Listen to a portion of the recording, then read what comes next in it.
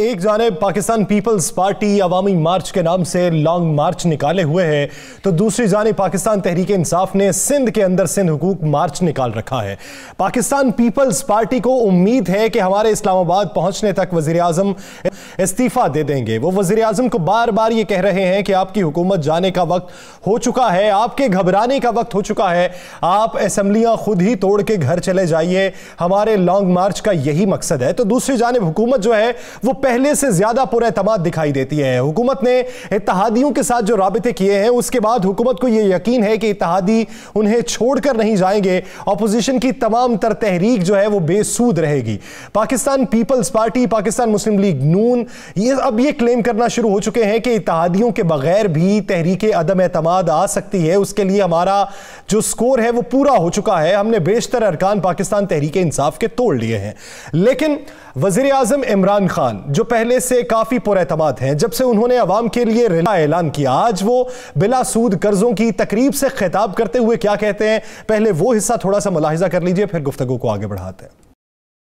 शुक्रिया अदा करता हूँ FBR का, क्यों पहली दफ़ा पाकिस्तान में इतना ज़्यादा हमने टैक्स इकट्ठा किया। दुनिया में कीमतें ऊपर जा रही हैं, तेल की, बिजली की। 5 रुपए यूनिट बिजली की कीमत कम कर दी है, 10 रुपए लीटर तेल और डीजल की कीमत कम कर दी है, क्योंकि हमारे पास पैसा ज़्यादा आया है। अब जितना ज़्यादा टैक्स देंगे वो सारा टैक्स मैं लगाऊंगा अपने नीचे लोगों को ऊपर उठाने के लिए, महंगाई कम करने के लिए। ये मैं आपसे, मेरा वादा है, वो सिर्फ आपके ऊपर लगेगा जिस तरह हमारा टैक्स बढ़ता जाएगा। वज़ीर आज़म ने अपनी गुफ्तगू में यह कहा है कि हमारे पास टैक्स ज्यादा इकट्ठा हुआ, टैक्स अगर ज्यादा इकट्ठा होगा तो रिलीफ आवाम को मुंतकिल किया जाएगा और वो रिलीफ जो है वो आवाम तक मुंतकिल करते रहेंगे। लेकिन पाकिस्तान पीपल्स पार्टी के चेयरमैन बिलावल भुट्टो जरदारी हुकूमत को किस तरीके से ललकार रहे हैं वो भी मुलाहिजा कर लीजिए। ये तब्दीली नहीं तबाही है, ये नया पाकिस्तान नहीं महंगा पाकिस्तान। हुकूक आपको छीनना पड़ता है, ना उसका माजी है ना उसका मुस्तकबिल है। आपकी जदोजहद के नतीजे में इसका शादी हुकूमत हम खत्म करते हैं। अब पाकिस्तान के अवाम रुकने वाले नहीं हैं। इमरान का उल्टी गिनती शुरू हो चुकी है।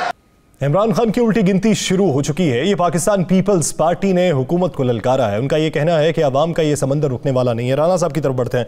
राना साहब, एक तरफ तहरीक अदम एतमाद का शोर था, अब वो अपोजिशन इत्तेहादियों पर जो पहले तकिया करती थी अब कहती है कि इत्तेहादियों के बगैर भी नंबर पूरे हैं। क्या लगता है आपको, अपोजिशन में कोई दरार पड़ चुकी है, कोई इख्तलाफ राय पैदा हो चुका है? बिस्मिल्लाहिर्रहमानिर्रहीम, अस्सलातु वस्सलामु अलैका या सय्यदी या रसूलल्लाह, अस्सलातु वस्सलामु अलैका या सय्यदी या हबीबल्लाह। या सर, अगर इस पूरे अदम एतमाद की तहरीक को देखें ना, तो सिर्फ एक शख्स है जो इस पर सबसे ज़्यादा मुतहर्रिक है, जो अदम एतमाद की तहरीक को लाना और कामयाब करना चाहता है। उसका नाम मौलाना फजलुर रहमान है। अगर आप पाकिस्तान पीपल्स पार्टी को देखें तो पीपल्स पार्टी के अंदरूनी हल्के ये बार बार कह चुके हैं, क्लियर कह चुके हैं कि उन्हें फौरी इलेक्शन सूट नहीं करते, क्योंकि उनके पास एक सूबे की हुकूमत मौजूद है। मुस्लिम लीग नून के जो रहनुमा हैं, जो क्या मरकज़ी जो कायद हैं मियां नवाज शरीफ, वो फौरी इंतखाबात चाहते हैं। शहबाज शरीफ फौरी इंतखाबात नहीं चाहते। मुस्लिम लीग नून के मुतअद्दिद अफराद फौरी इंतखाबात नहीं चाहते। अब इसी पे चूँकि काफ़ी दिनों से ये ज़ोर शोर चल रहा था, काफ़ी दिनों से शोर मचा हुआ था कि अपोजिशन के स्कोर पूरे हो गए, अपोजिशन के स्कोर पूरे हो गए।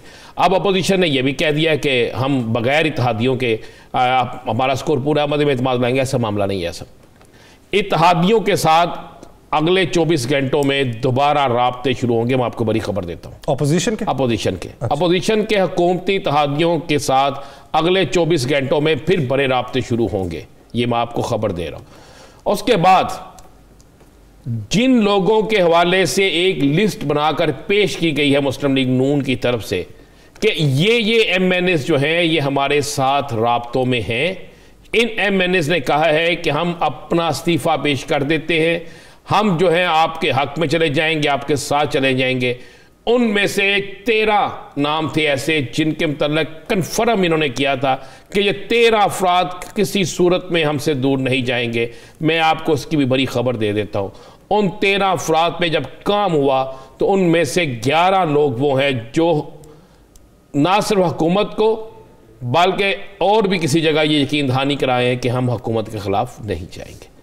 मैं आपको ये वसूख से कह रहा हूँ। और इसमें फैसलाबाद डिवीज़न, इसमें पिंडी डिवीज़न और इसमें जनूबी पंजाब से कुछ लोग थे, जो बिल्कुल क्लियर हो गया है। अब हुकूमत ने क्या किया है, हुकूमत ने भी अपने ताई कोई काम कर चुके हैं हुकूमती ज़राए के मुताबिक। देखें, ये तो सामने गेम आएगी तो फिर पता लगेगा।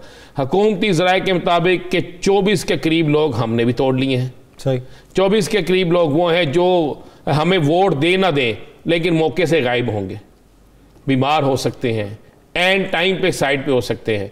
अब इस सारे सिनेरियो में मौलाना फजलुर रहमान साहब हर सूरत में आइंदा 72 घंटों में अदम एतमाद लाने के कोशिश कर रहे हैं।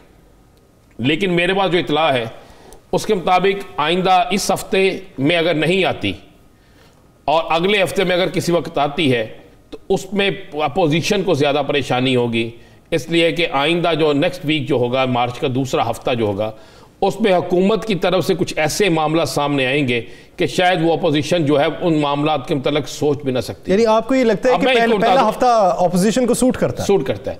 दूसरा हफ्ता जो है आएंगे। तीसरी बात है कि जिनकी तरफ इशारे कुछ लोग कर रहे थे वो इशारे बंद हो गए। आज का इजलास, आज से पहले इजलास, आज से पहले मुलाकातें, और मैंने आज एक हुकूमती ज़िम्मेदार शख्स से पूछा, मैं कहा भाई अपोजिशन बड़ी पुरएतमाद है, मेरे पास भी कुछ इतलात हैं कि आपके कुछ लोग जो थे वो राब्तों में थे, तो उस पर उन्होंने कहा जी जो था वो ख़त्म हो गया, हम इतने पुरएतमाद हैं कि हम इंतज़ार कर रहे हैं कि ये अपोजिशन जो है ये रेक्विजिशन पेश करे, रेक्विजिशन के पेश होने दें, और फिर रेक्विजिशन के पेश होने के बाद जब अदम एतमाद की तारीख तय होगी तो उससे एक दिन पहले, ये मैं आपको बड़ी खबर दे देता हूँ उनके बकौल, कि एक दिन पहले हम एक बड़ा सरप्राइज देंगे, और वो बड़ा सरप्राइज जो है वो अपोजिशन के लिए की नींदें खराब कर देगा। इजलास के लिए तो रेक्विजिशन दे चुकी है ना अपोजिशन आज?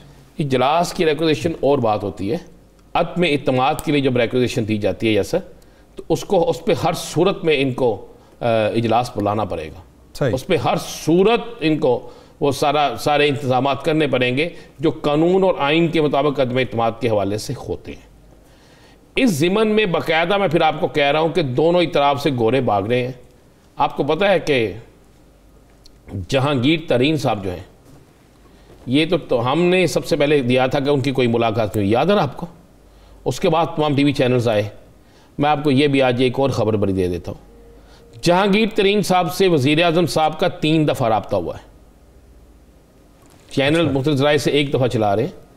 जहांगीर तरीन साहब का दाखिल होना अस्पताल पाकिस्तान के अंदर, उससे पहले बीमार, उसके बाद पाकिस्तान से जाना, 3 दफ़ा 3 अदवार में 3 दफ़ा राब्ता हो चुका है। और जहांगीर तरीन ग्रुप के जो 2 MNAs को तोड़ने का दावा किया जा रहा था, एक निजी टीवी चैनल्स ने ऐलान भी किया, नाम भी ले दिए थे, उस हवाले से भी जो कोशिश थी वो नाकाम हो चुकी है। और मैं आपको ये भी चले मैं बता देता हूँ कि जिस वक्त ये तहरीक अदम एतमाद पेश होती है, अब हुकूमत चाहती है कि तहरीक अदम एतमाद पेश हो ताकि हुकूमत भी अपने पत्ते शो करे। एक मीटिंग जो अपोजिशन जमात ने हुकूमती इत्तेहादी से की है, जिसको वो सामने नहीं लेकर आए, वो मीटिंग कोयटा में हुई है। अच्छा। और कोयटा में होने वाली उस मीटिंग में कोशिश की गई है उस हुकूमती इत्तेहादी को मनाने की, लेकिन वहाँ पर उन्होंने वाज़े तौर पर यह कहा कि आप हमें उस वक्त मनाइएगा या हमारे पास उस वक्त आइएगा जब आप देख लें कि आपकी अदम एतमाद कामयाब होने के लिए और आइंदा आपकी हुकूमत बनने के लिए वो तमाम दरवाजे खुले हैं जिनका खुला रहना आपके लिए ज़रूरी है। आप मेरा इशारा समझ गए? सही।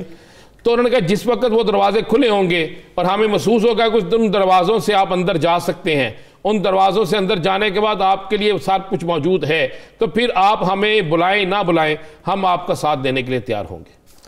अब इस मामले पे आके यासर पड़ गया फटा ये पड़ गया है कि सब तो उस दरवाजे से गुजरना चाहते हैं, चंद एक के अलावा ज्यादा तो गुजरना चाहते हैं ना। अब सब चाहते हैं कि अगर गुजरने की बारी आती है तो उसका क्रेडिट हम लें। और मैं आपको यह भी बता दूं बड़ा क्लियर, एक शख्स भी अदम एतमाद के हवाले से पीपल्स पार्टी ने नहीं तोड़ा। पीपल्स पार्टी को फौरी इलेक्शन मैंने आपको कहा सूट ही नहीं करते, नहीं तोड़ा। ये सारी जोड़ तोड़ जो हुई है ना, ये मुस्लिम लीग नून की तरफ से, मौलाना साहब की तरफ से हुई है। अब मुस्लिम लीग नून और मौलाना साहब की तरफ से जोड़ तोड़ हुई है, उस पर पीपल्स पार्टी यकीन नहीं रखती और पीपल्स पार्टी से जब पूछा जाता है कि जो उस दिन बात भी बाहर निकली और इसकी तस्दीक में मुझे की पीपल्स पार्टी के उस मीटिंग में मौजूद जुम्मेदार ने, उसने कहा जी जब जरदारी साहब ने शहबाज शरीफ साहब से कह दिया था कुछ पत्ते हमारे पास हैं जिन्हें हम वक्त पे शो करेंगे, तो वहाँ जब ज़्यादा इसरार किया गया तो उन्होंने कहा भाई वक्त पे शो करेंगे, आप जो मर्जी कहें, ना हम आपसे आपके पत्ते पूछते हैं ना आप हमसे हमारे पत्ते पूछें, लेकिन वक्त पे ही शो होंगे। अब मेरे पास जो इतलात हैं, जो बंदे मुस्लिम लीग नून जो दावे कर रही है, अब जैसे ही मैं आपको ये भी बता दूं, एक और काम शुरू होने लगा। जैसे ही हुकूमत को ये रिपोर्ट आ गई कि फलां शख्स जो है हमारे कैंप से निकलने लगा है, तो आप हुकूमत उसके खिलाफ अवामी रद्द-ए-अमल ऐसा सख्त लाएगी कि शायद वो शख्स जो है उससे भाग जाए, वो शख्स अपोजिशन की तरफ जाने से भाग जाए। और ये बाकायदा हो चुका है। मैंने आपको 3 खबरें दी है यासर, एक तो ज़हन में रखिएगा कि आज एक और मैं इसमें एक इजाफा कर दूं खबर का। आज जो बड़ी अहम मुलाकात हुई है एक मौलाना साहब से, मियां नवाज शरीफ साहब के रेफरेंस से मियां नवाज शरीफ साहब की हिदायत पे शाहिदा खान अब्बासी की, उस पर मियां नवाज शरीफ साहब ने ये कहा है, मौलाना साहब को पैगाम दिया गया है, पहुँचाया गया है, फिर फ़ोन पे बात हुई है कि अदम एतमाद के हवाले से आप सिर्फ हम पे, हम सिर्फ आप पे एतमाद करेंगे। ये लफ्ज़ है, आप हम पे और हम आप पे एतमाद करेंगे, बाकी इत्तेहाद रहेगा, सारा कुछ रहेगा, लेकिन इत्तेमाद जो है अदम एतमाद के हवाले से आप हम पे और हम आपके साथ करेंगे, इसके अलावा किसी पे एतमाद नहीं करेंगे। कोई हमसे हाथ कर सकता है, लिहाजा हमें अपनी फिर से पाकिस्तान पीपल्स पार्टी को उस दायरे से बाहर रखा गया है कि एतमाद अगर किया जाएगा तो एक दूसरे पे किया जाएगा। पाकिस्तान पीपल्स पार्टी की गिनती पे, उनके नंबर गेम्स पे और उनके पत्तों पे हम एतमाद नहीं कर सकते। आज की मुलाकात में ये बात हुई है।